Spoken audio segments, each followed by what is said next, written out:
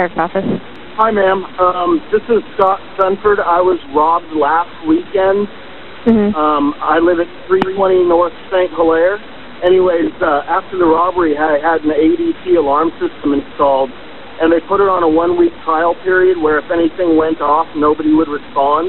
And today at 324, 327, and 328, I had 3 sensors tripped, and I've been out of town with family for a funeral. My wife was home, and I did somebody break into the residence? I don't know. I've been out of town. I'm just on my way back, and I haven't been able to get a hold of the wife, so I was just hoping somebody can come meet me out there. It's probably nothing, but I would feel better.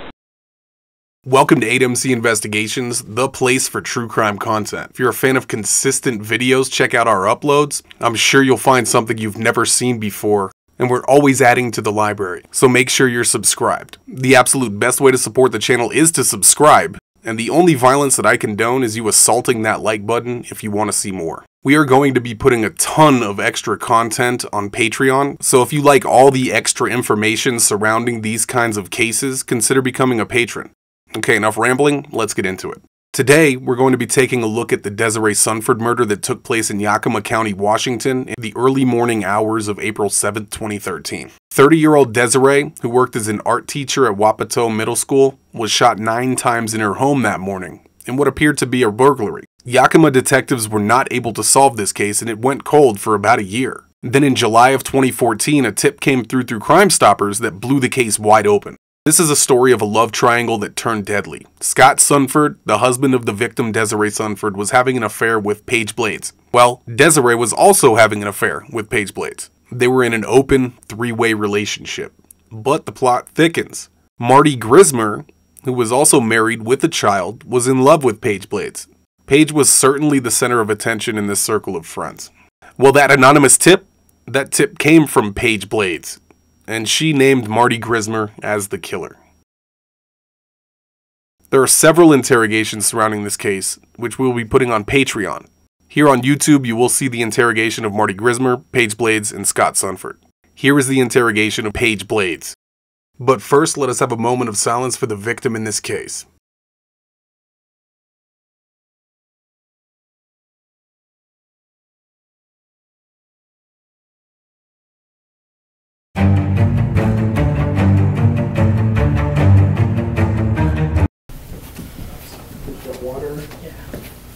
Did you use the restroom or anything? Nope, we stopped on the way in. Okay. Give me just a second. I gotta grab my notes. All right.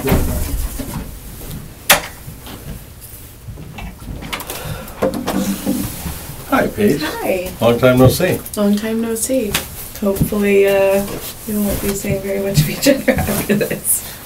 Well, I don't know if I should take that as an insult or a compliment. A compliment. Okay. You know everything's being recorded now. Okay.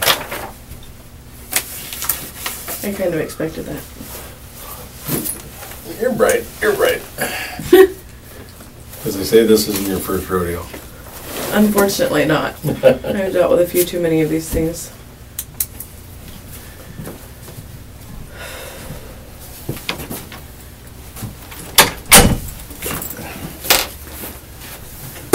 Got everything here.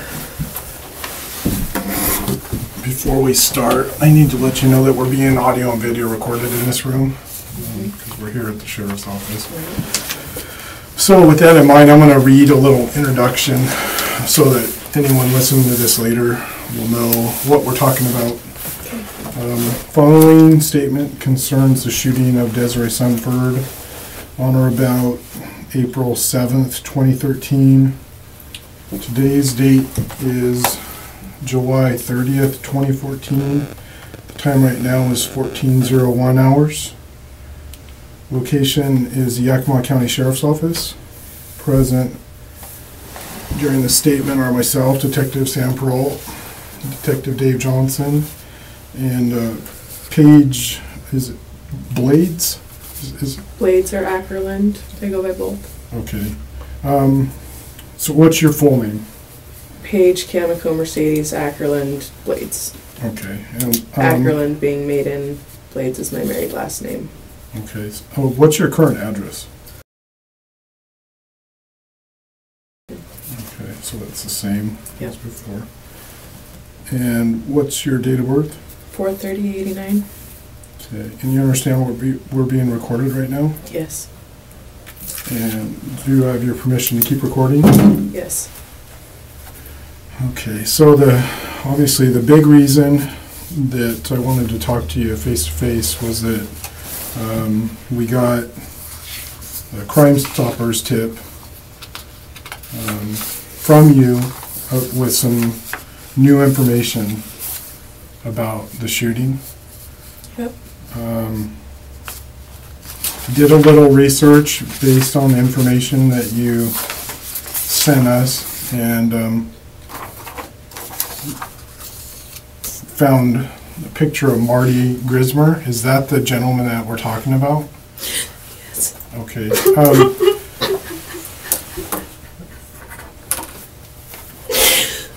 Would you mind just initialing and putting the date below that? Normally I would do a montage, but you were so specific with your description about who it was that I felt pretty comfortable.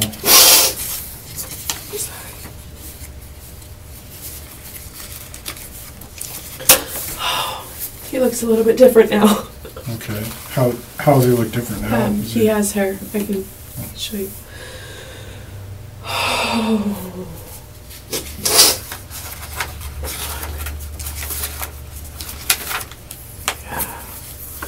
That's what he looks like. Okay. There's quite a difference. Well, he was about 18 in that picture, and he's 10 years later. Okay. So, in the tip, you were pretty specific about some new information that's come to light. So, why don't you just tell me in your own words what you've heard, how you heard it, and I think that's as good a place as any.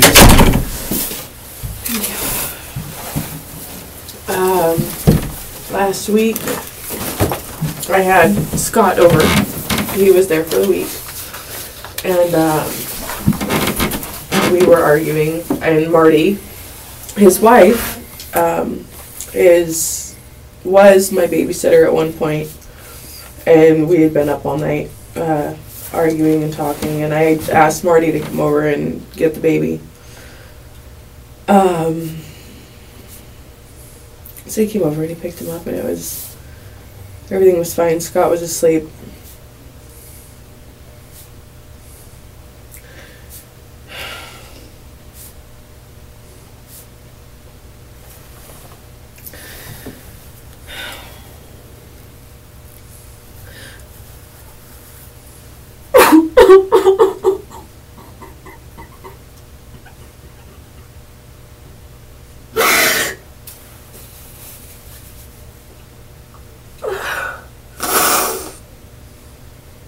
I told him what was going on, and he asked me if I wanted him to take care of this new woman like he did Des. And I asked him what he was talking about.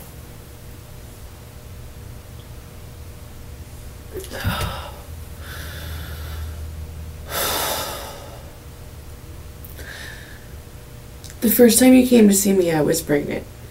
We had just found out about 3 weeks before the shooting that I was pregnant. Marty was one of the first people that I told. And apparently, he decided that if the baby was Scott's like it was supposed to be, then Desiree would cause issues. Oh my God. So you told Marty that Scott was the father of the baby? Oh, Marty knew that Scott and I were together, and Scott was the only one that I was seeing. And he's smart enough to put it together.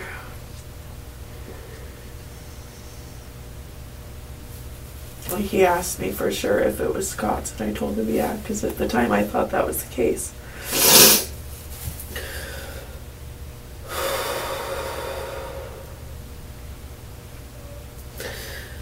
The night of the shooting, you know, Scott and I went to dinner with a coworker, and I had asked him to come over, and I always paid his gas whenever he made extra trips.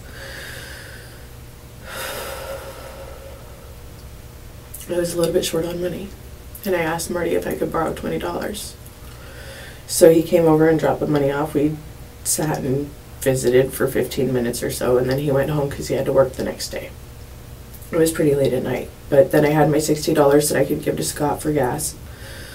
So he already knew that Scott wasn't going to be home. What he told me on Wednesday was that he had gone home, gone to sleep for a couple of hours, and he got up.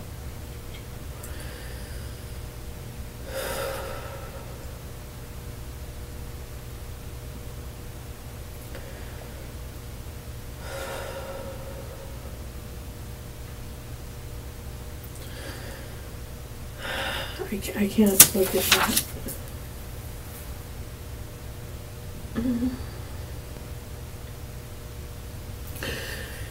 He had an extra clip of some old ammo that he had bought a few years ago. He ran out all of the ammo in his backyard until he had a single clip left.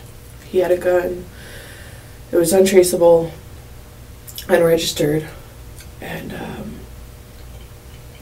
he said he took it, he made sure that everything was wiped down, completely clean, no fingerprints on anything, none of the bullets, reloaded the clip. He turned his phone off before he left the house, and he took 24 out the back way to Scott's house.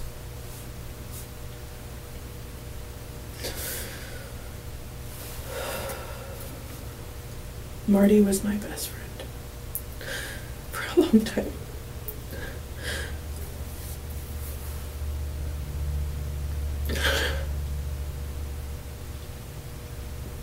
Scott had given him a tour of the house a couple months before, and he knew that I had a key there.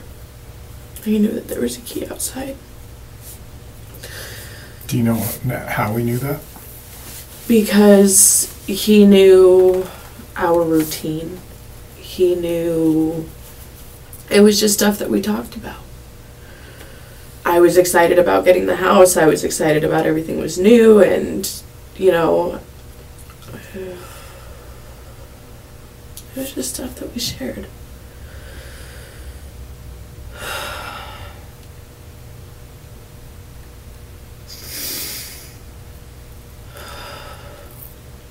I never told him where the key was hidden.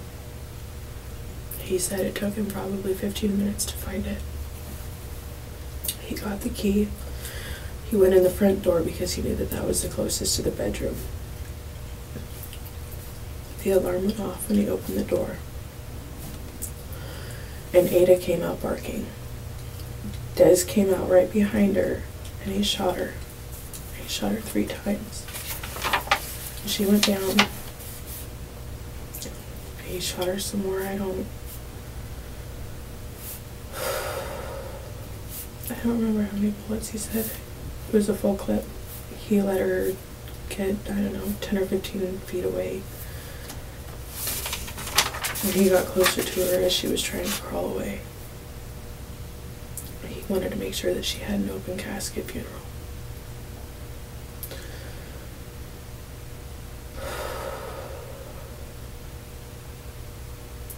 He went to the back of the house and moved the board off the window that Scott had put up after the robbery. Oh, that's not awkward at all.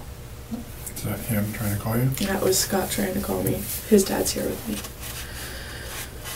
I only told him that I was setting up a meeting with you. I haven't actually talked to him yet. So he doesn't know the story about Marty? Is he going to react possibly violently, do you think? That's why I didn't tell him. I waited for him to leave before I even could wrap my brain around the whole thing to put in a tip. So Scott Jr., he doesn't know any of this yet? No, all he knows, I sent him a text message yesterday just to tell him that I was setting up a meeting with you. How close were he and Marty? I wouldn't say that they were extremely close. Marty was my best friend. Marty and I started dating for a little bit until he found out about Scott, and I told him I couldn't see him anymore. But we were friends. We would go out together and stuff. There's an old lady in Yakima. Scott and Dez's old neighbor at the apartment. Marty helped me take care of her. And sometimes him and Scott would get together up in Yakima to talk about that. That was how Marty found the house and got the tour of the house, was because he was up there to see Lori.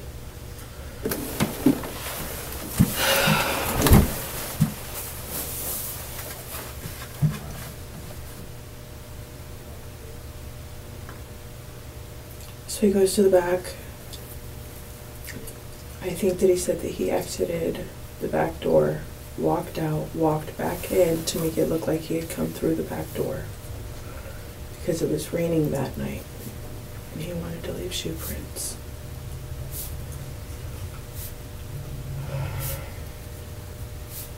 He put the key back in its hiding spot.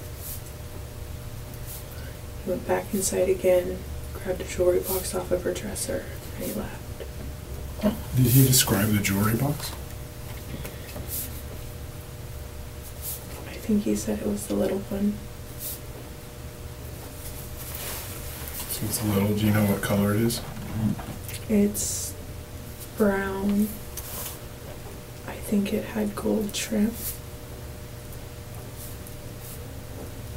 Do you know if there's anything distinctive about it that we would be able to say, yes, that's Desiree's? I haven't seen it in so long.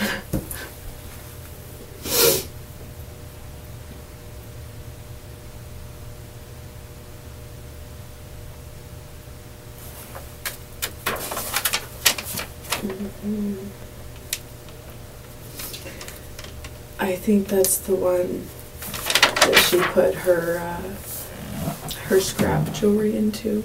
If she lost an earring, she would put the other earring into that jewelry box. Rings that she didn't really wear very often went into that jewelry box. So did Marty say what he did when he left?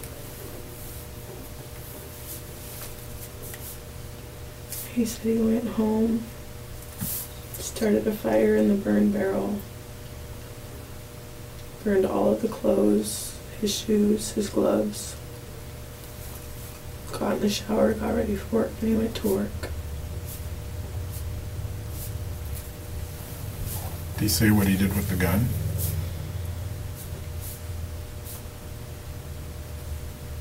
Not that I can recall. I didn't ask. Did he say what he did with the jewelry box?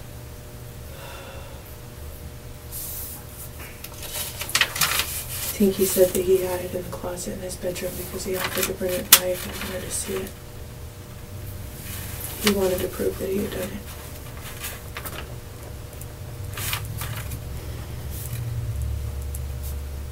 You mentioned he lives in an apartment now with his wife, but he used to live with his dad. Do you know is he talking about the bedroom closet at his apartment At or his dad's house. at his dad's? A lot of stuff got left behind when he moved into the apartment. So he kind of keeps a bedroom there at his dad's house? Kind of. He still has a lot of stuff there. Most of the important stuff, daily use, got moved into the apartment, and some extra stuff that was too much for the apartment got left behind. How long has he been living in the apartment?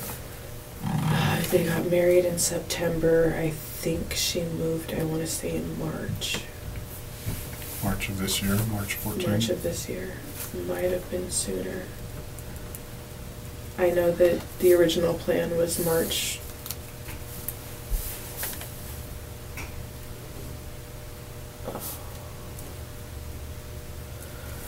I haven't slept very much. So the first time that he told you this was Wednesday, last Wednesday? I'm pretty sure it was Wednesday. The 23rd? Yeah. At your house? Yes.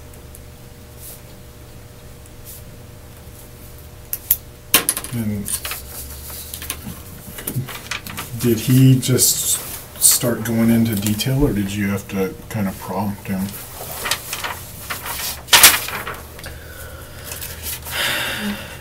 Mostly he just told me everything. I asked if he got away with it. And that's why he told me that he burned everything and he made sure to take the back way out because there's no cameras on those roads. I remember that he had gotten into a wreck, and at that time he was driving a rental. He wasn't in his normal car.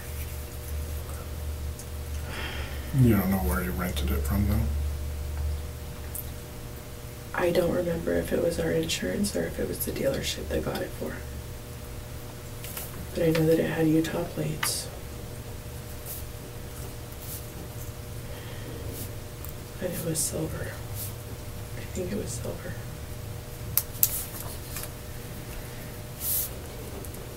Do you recall what kind of car it was at all? I want to say it was like a Camry or a Prius. Something small like that.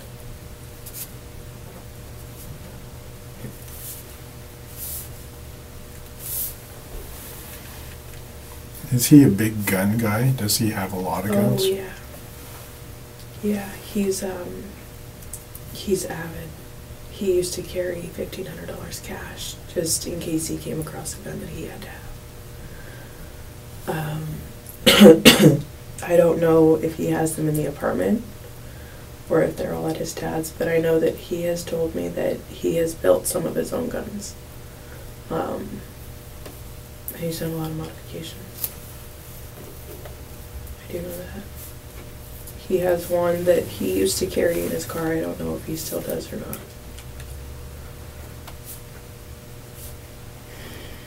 And that was a pistol. I think it was a 40 or a 45. What's his dad like? Is his dad a gun guy too? I've only ever met his dad once, and that was at his wedding last year. So I honestly don't know very much about him. At the beginning, you said that Marty brought it up by saying, "Do you want me to take care of this woman like I did the last one?" Which woman was he talking about? The one that Scott's living with. Scott's living with another lady right now? Mm-hmm. Where do they live? In Richland.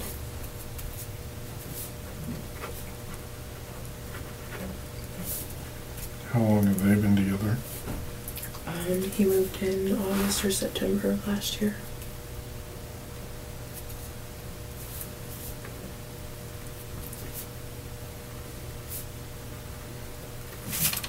You know her name at all? Johnny.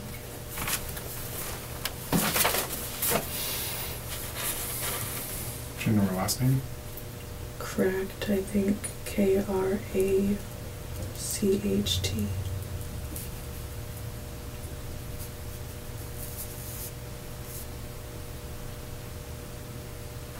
And you said that you've had a baby, that you originally, you said you at that time you thought it was Scott's? Right. Do you think differently now? My ex made me get a paternity test in December. And what did that show? I never found out that it was his. It's your ex's? Dylan? Yeah.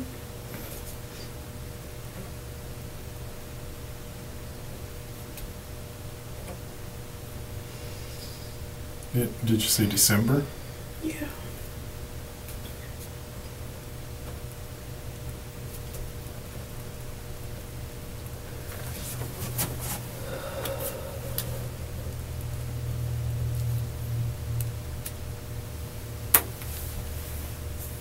So how often do you see Scott now? He usually comes for about a week, once a month. Did Scott have any idea that Marty was going over there that night? Not as far as I know. And had Marty made any comments that would make you think that he was going to do something like that?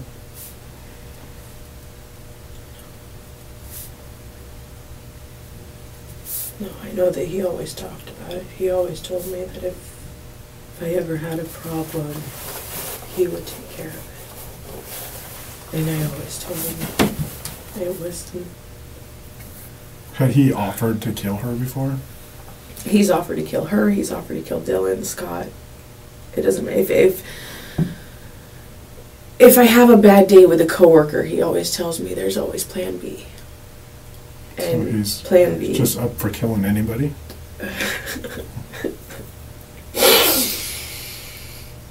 Pretty much. Yeah.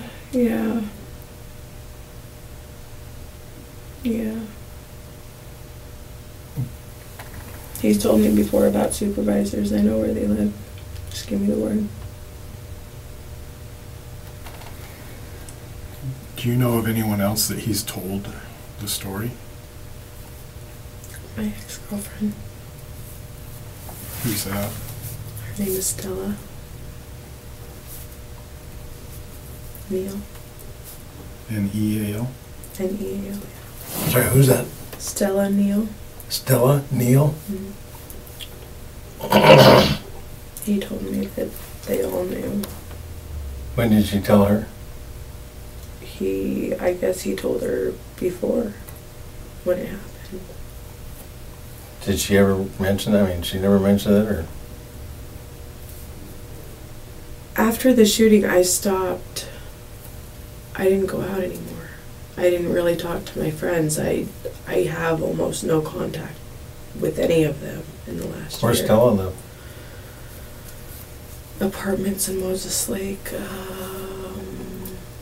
Why would she hold something like that? Because Marty pays her phone bill. Marty was paying her bills. He was taking care of her. They're best friends. She's pretty tight. Marty, I would say, if you trust her that much. Yep. How old is she, approximately? She's 25. I think she's just a couple months younger than me. Do you know what her birthday is by any chance? Yep, it's the day after Scott's. It's July 20th.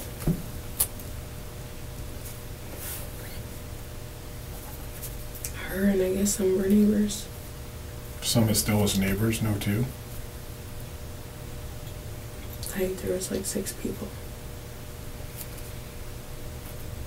Did he, when did it come out that he told all these people? How did you find that out? And towards the end, he said, I thought Stella would have told you by now. And that was just this past Wednesday?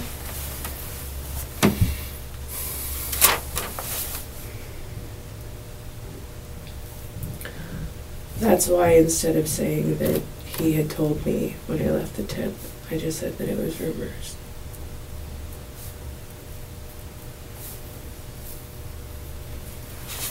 I don't want it coming back on me.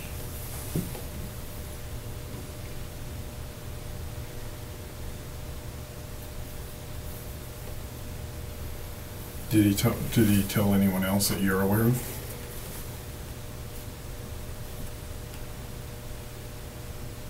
I was surprised to find out that he told them. Yeah, it is the kind of thing that you would think you would keep to yourself. Well, and that they would probably tell me. That's the part that I don't get.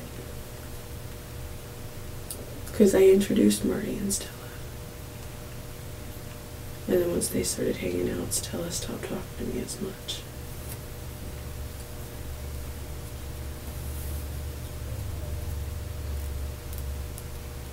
She started using drugs this past December. Our friendship just died. What kind of drugs is she using? She was using meth. I think they all smoke pot. So is that the kind of group, when you say Stella and her neighbors, is it like a group of meth users? Yeah, they live in low-income apartments. They're kind of all shady characters, actually. I didn't like going over there. She would always get mad at me because I wouldn't visit.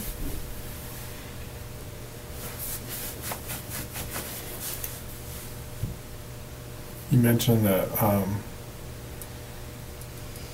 Do you think there might be shell casings in the backyard at his dad's place from where he was target practicing? Yeah. Did he mention specifically target practicing with the gun that he used? Did he talk about practicing first, or? No. What was it? No. All he said was that all of that ammo, except for the one single clip, had been spent about 2 years before. Oh, okay. So he didn't necessarily say he shot it there. He just said he shot up a whole bunch of ammo and had one. He uses the backyard. That's where all of his ammo is expended. Yeah. Okay. That's what he said, was they can try and dig down to find the ammo if they want, but I don't see him wasting the time.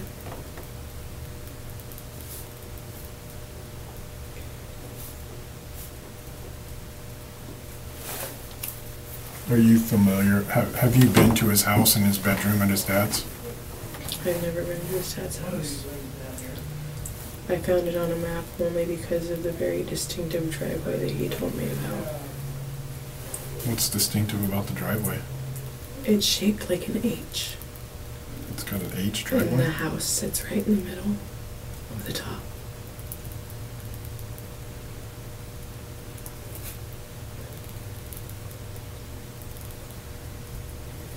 So has he talked about any special places he might hide a gun if he didn't want it to be found?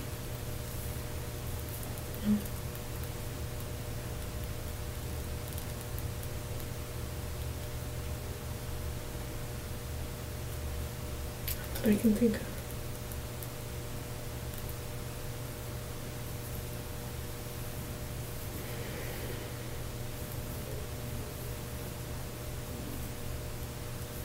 What did you, at the end of that conversation where he dropped all this on you, how did that conversation end?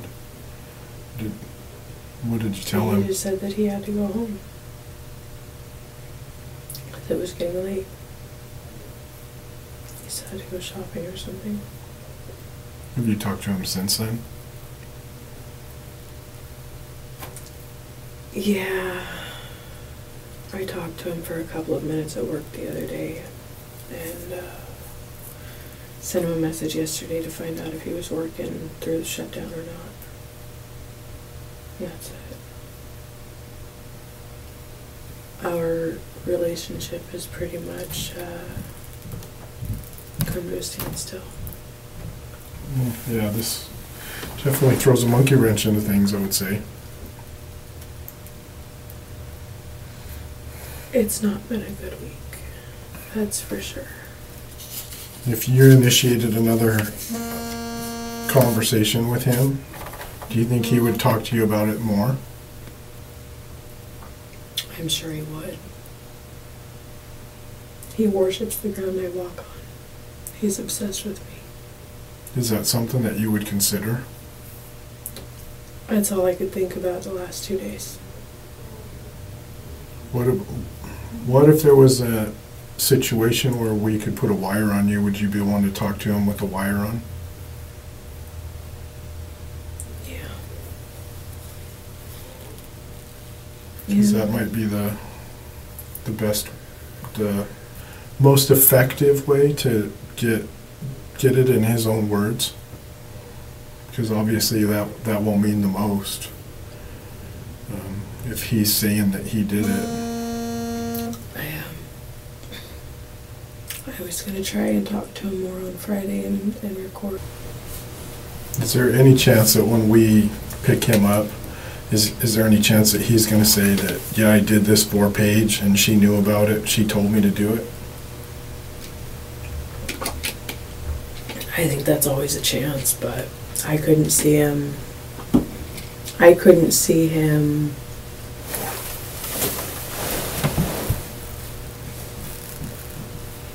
trying to do that. He's always been a very honest person, as far as I know. And if he did say that, it'd be a total lie. You didn't. Wow. Yeah. And the question's got to be asked. Yeah. Because it will be asked, as we go forward. I cried more after Desiree died than Scott did. It hit me a lot harder. Did you and Scott live together for a while after that? No, We were pretty inseparable there for probably a month or so. And then his depression kicked in. And we kind of drifted apart. We talked about him moving in. And then he got this new girlfriend or whatever. Moved in with her instead. Again.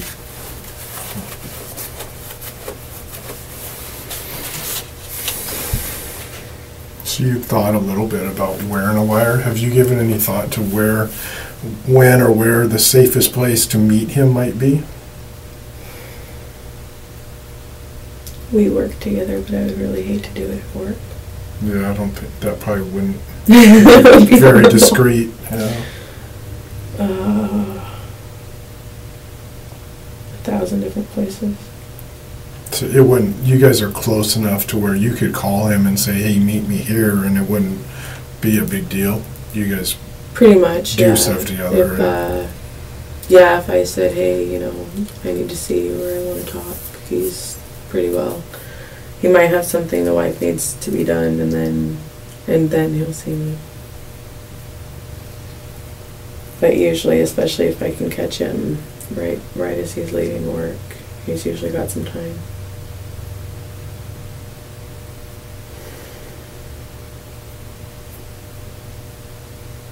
I didn't sleep at all last night trying to figure everything out.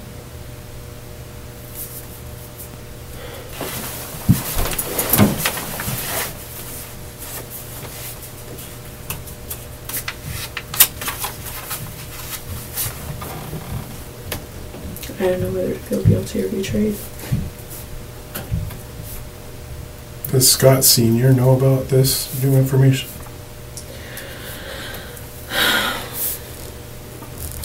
I guess and no. We talked a little bit about it the other night. Before I gave all of the rest of the information, he told me that I had to say everything. I didn't tell him that I heard it directly from him. What is his take on telling Scott?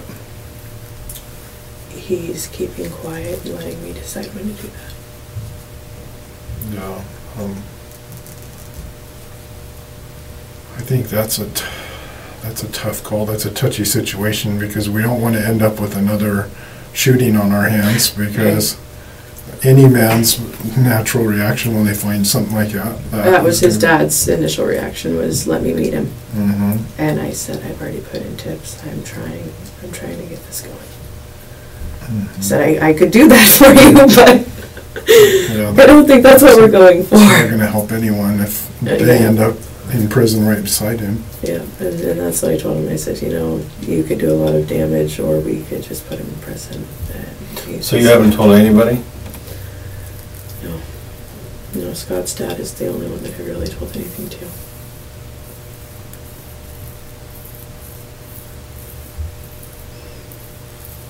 I had to tell my mom just a little bit that I was coming up. She was in the car with me yesterday when you called.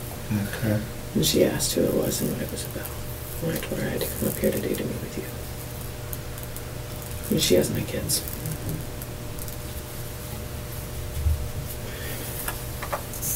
But I didn't give her any of the actual information. I just said that I think I know who did it. So his dad doesn't even know that I'm sure about it.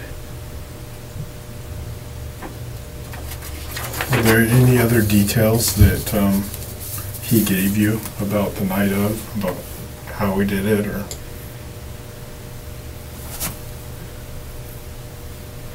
All that keeps playing back in my mind is her trying to crawl away. Did he give you ever a time frame about what time he was there? I think he said he was there 3 or 3:15. I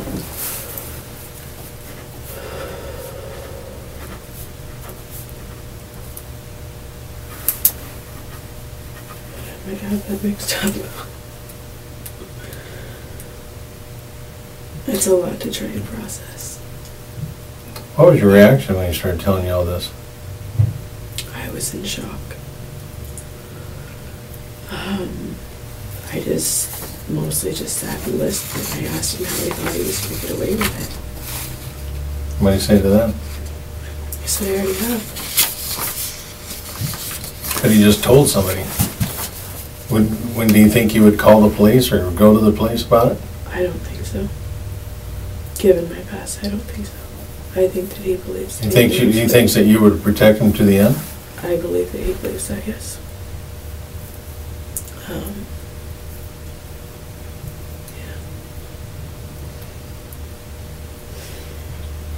Well, you obviously didn't work today?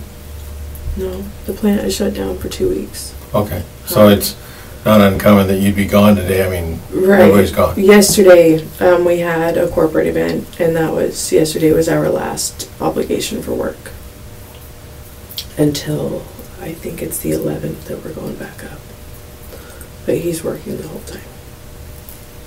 You said that he carries a gun in his car, or used to. I know that he used to. Does he carry a gun on his person? Not usually, no. And as far as I know, the wife is pretty psychotic, so I don't know that he even has guns in the house. I'm really not sure about that. It never really occurred to me to ask. Did he say if he's talked to her about it? I asked if she knew, and he told me she didn't. And then I got to thinking about it, and I know that he's miserable with her, and she has a very large life insurance policy. And that part kind of freaked me out too. A very vivid imagination.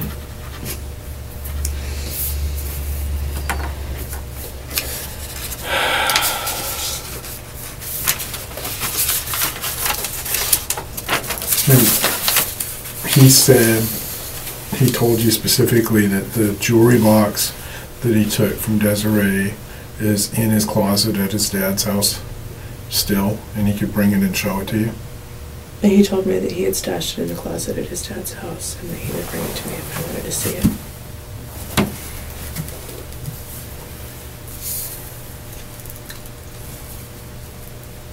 Because I asked him, how did I know he was telling the truth? Did he offer any other signs of proof? Was there any other evidence that he could give that? I don't think so. The jewelry box was all that he mentioned. Did he say why he took that? I didn't even ask. It seems like such an insignificant detail. It honestly never even occurred to me to ask.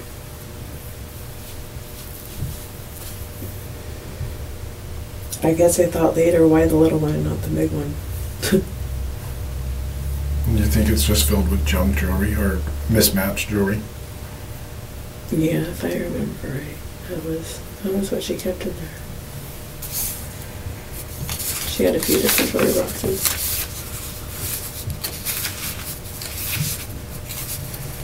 What about the burglary that happened a week before? Did he talk about that at all? Did he admit any involvement in what was going on there? No. He was just aware of it? It was a perfect storm. Just aware that there was a board on the window? Right. He knew about that because originally Scott had thought that Dylan was the one that broke in. And Marty was my best friend. Marty was the one that I talked to about everything, so I told him about it. He caught me in a bad mood at work one night. I just kind of went off. So he already knew about that. So were you communicating with Marty very much during that weekend and afterwards? Did he drop out of sight for a while, or did you guys stay in contact like normal? That night after he left, and then I think the next day was the Super Bowl. No, it wasn't. There was something going on. Because the next day, when Scott went home, I was at my friend's house and we were watching a sports event. Might have been NASCAR. It had to have been a race. I don't remember if I talked to Marty that day or not. I think that he had said something about being tired and not having been able to sleep the night before. We didn't talk very much. And I don't remember if it was the day that I saw you or the day after I told him about the shooting. He helped me. We followed this story very closely. He would find news results that sometimes I just had to take a day off. I couldn't read anymore. I couldn't think about it. I would just take a day off, and then he would bring me new. Hey, this is what the news is.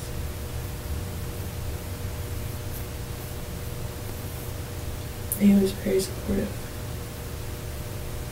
We were very close. But he said specifically that he shut his phone off when he drove from Warden to Yakima the night of. Didn't turn it back on until he got home. Does he have a fancy phone, or is it not just a regular old? I think he has a Samsung still. It's a smartphone. He has a smartphone. Okay. Does he ever carry like a throwaway phone with him that he might have had with him? Not that I've ever known about, no. He's had that same phone. As far as I know, it's the same phone, same contract. It's when we started dating, all he had was a landline. And within, I think, 2 weeks, he had gotten a cell phone. He has never changed his number, and I don't think that he ever upgraded his phone.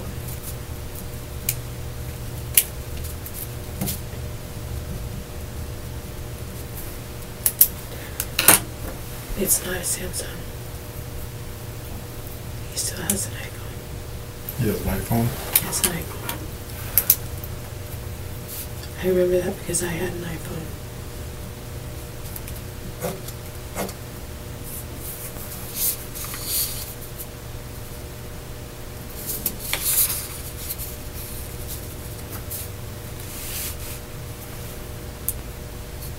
I see him every day.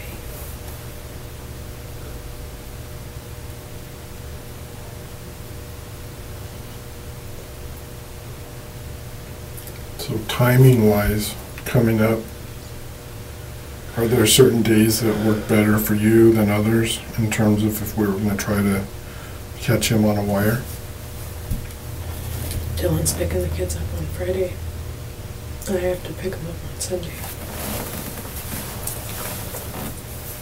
I don't think that it really matters what day between now and the time that the plant comes back up. Do you know what hours Marty works? I think it's 7:30 to 3:30 or 7 to 3:30. It's 7 to 3:30. Monday through Friday. Sometimes he works overtime.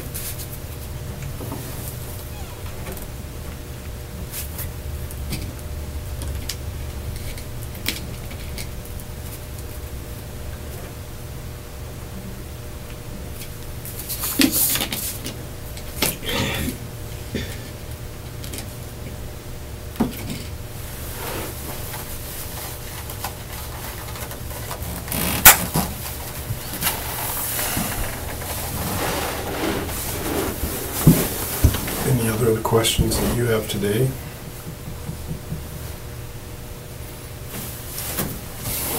How often have you seen him since the shooting? I work with him You work on it, so you see him pretty much every Okay. day. Did he seem different after the shooting? Was there anything that strikes you that, I mean, this guy just killed somebody. There would be some kind of change or reaction, or did he ever say anything? There was nothing. He was just very concerned about me. He asked a lot about mine and Scott's plans. He asked a lot about if we were moving forward, what we were doing, how we were doing, stuff like that. But I always just thought that it was him, being Marty, checking in, seeing how I was doing. And then the last Wednesday is when he told you. Right. And that was at your house. Right. Was there a reason why he was over there that day? Or he just show up? Or? No, he was picking up the kids. He's picking up the kids? Yeah. Well, yeah, he took both of them because he dropped my oldest one off at the sitter. Because he was... Scott and I had been arguing, and I wanted to sleep. So he took the baby overnight. Okay. His wife usually babysits for you? She used to babysit for me. Used to. What's her name? Elizabeth.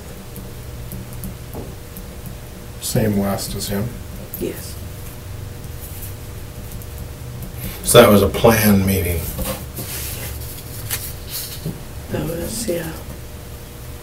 And so, just to clarify a few more things, did you blurt it out, or? I was explaining to him what was going on. With you and Scott? Yeah. And he asked me, do you want me to take care of her like I did the last one? So you were talking to him about Scott and his new gal? Mm-hmm. And that you were going to go see Scott that day? No, Scott was already at my house. Scott was coming. He was already there. He was asleep when Marty came. So he's still seeing someone else, but he's still seeing you? Right. Okay. He's living with somebody else and still seeing me, yes. Okay. And how long has that been going on? August or September of last year he moved in with her.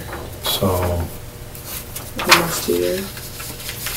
So even though Scott's seeing somebody else, you still allow him to stay at your place now and see him? Yeah. Okay. And were you about ready to break up with Scott, or tell him this is it? I've been thinking about it. But relationships end. So he just offered that he could take care of this other one like he did the last one, referring to Desiree. Yeah. I found out that Scott was lying about a lot of stuff, and that's what we've been fighting about. And Scott was what now? Scott was lying about a lot of stuff. For instance? The status of the house. Insurance, death certificates. What was he saying? We had been trying to figure out if we were going to keep the house, rent it out, sell it off, let the bank take it. I had just found a company to come in and clean up the crime scene. It's still sitting. It hasn't been touched.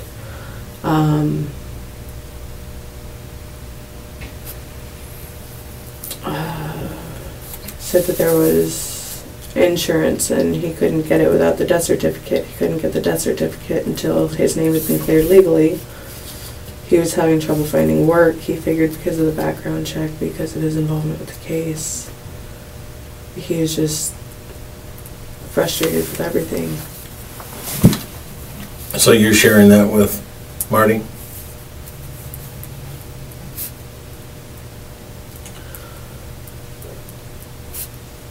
I think a few times I've mentioned it throughout the year, because Marty was always very condescending about Scott, about how he needed to, man up and go get a job, and he needed to go So take why his responsibilities.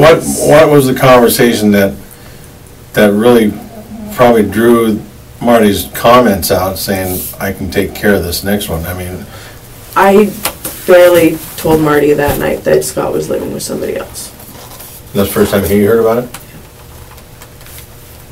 And I told him that I thought that we were going to be breaking up and that I was tired of the situation.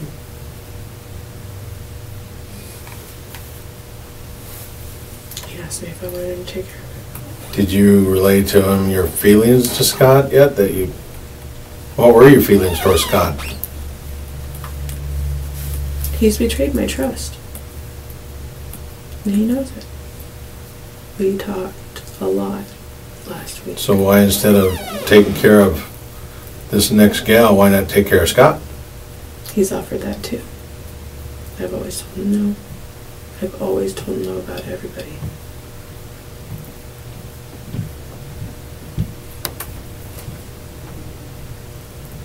did he, I mean, he offers, okay, I'll take care of this other gal and you can have your life with Scott?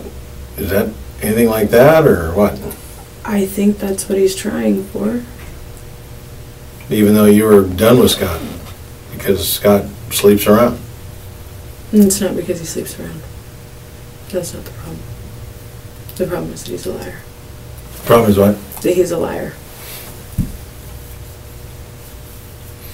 Could Scott have worked any kind of a deal with Marty to take care of Desiree?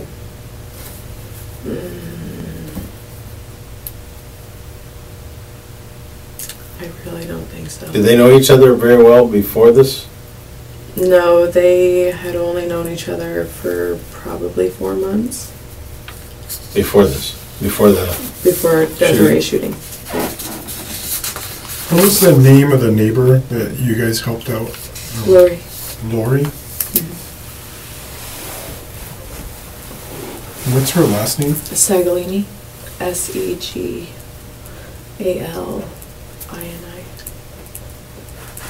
Is she elderly? Yes.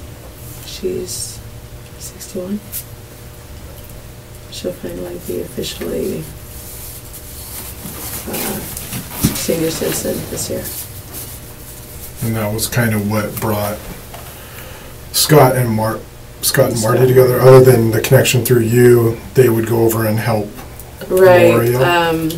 Marty had all of the money and Scott had all of the time. So it was, Marty was traveling back and forth from Moses Lake to Yakima, and Scott was already in Yakima, so he would already stop and check in on her. She would call him whenever she needed something. And sometimes Marty and Scott, if one or the other of them had an issue, then they would get a hold of the other one and work it out.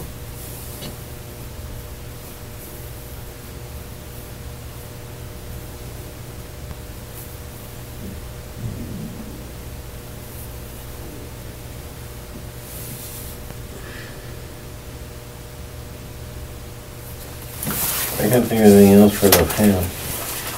Is there anything else that you think we should know about?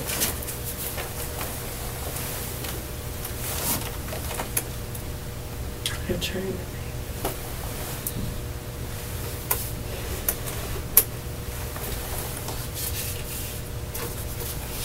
Marty said it was a 9mm. Did he say what kind of, what brand? I don't think he mentioned the brand. He said that it was a 9mm, and he was very careful not to break the glass in the den. Not to break the glass where? In the den. In the den.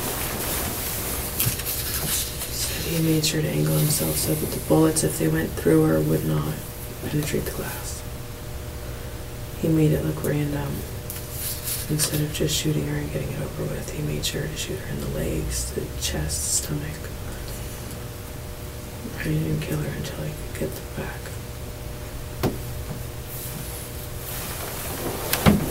I think she would be protected of him. Did he talk about, did he get very specific about about Desiree and her reaction when he came in the door? And the dog was barking, you said? The dog was barking. He said she came out, didn't grab her gun, didn't put her robe on.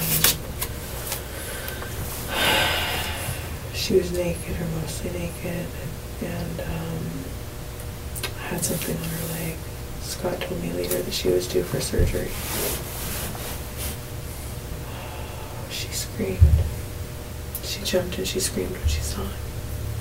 Now, where was she when she jumped and screamed? In the den. She was about halfway out before she saw him. Did he tell you how she was dressed or anything like that? She just described that. Oh, I'm sorry. Naked, or mostly naked, with a covering over one of her legs. Your soft voice, I missed that, I'm sorry. Sorry. Happens when you have a hearing impaired guy. I apologize. Glad somebody caught it.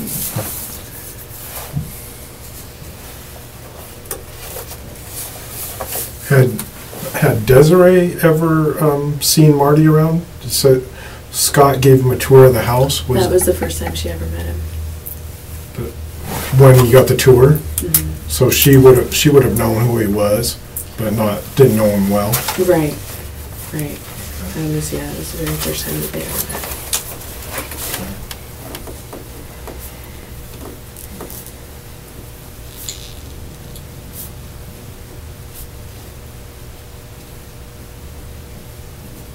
Can't think of any other questions that I have today. I would very much like to research getting a wire order and having you wear a wire and to talk to him to try and capture this in his own words.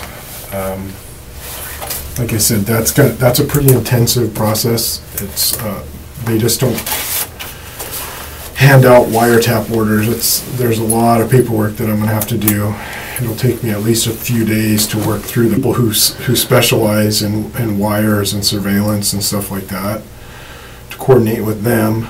So it's going to take me a little time, but I'll definitely try and stay in contact with you to let you know how things are progressing, to talk about time frames. I'm sure when we meet with the wire guys, they'll have a lot of different suggestions and things like that. Do you have any other questions for us today?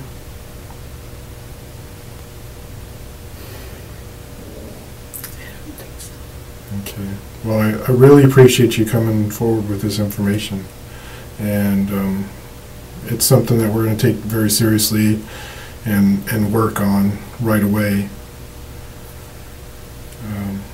But I know that it took a lot of courage for you to come and talk to us, being put in the position that I you was are. going to call you originally, actually, and I wasn't sure if you were still the detective on the case or not, and that's why I went with the anonymous tip. Yeah.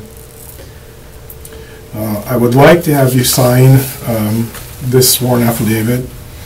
It's I'm going to ask you initial where it says, I orally gave this statement to the officer, and the officer recorded what I said. I gave the officer permission to record the statement. And then I'm going to ask you to sign below where it says, I understand that this statement may be used in a court of law and may be used by a judge in determining the existence of probable cause for any charges that may be filed as a result of the described incident. This statement is truthful and accurate, and I made it voluntarily, knowingly, and intelligently, without any threats or promises of any kind. I certify or declare under penalty of perjury under the laws of the state of Washington that the foregoing is true and correct. Does that sound accurate? Yes. Just ask you to initial there and sign down there.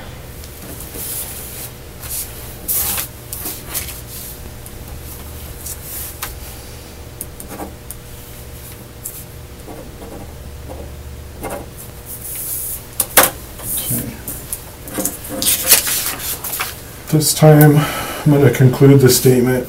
The time right now is 15:04 hours, and I am Detective Sam Pearl.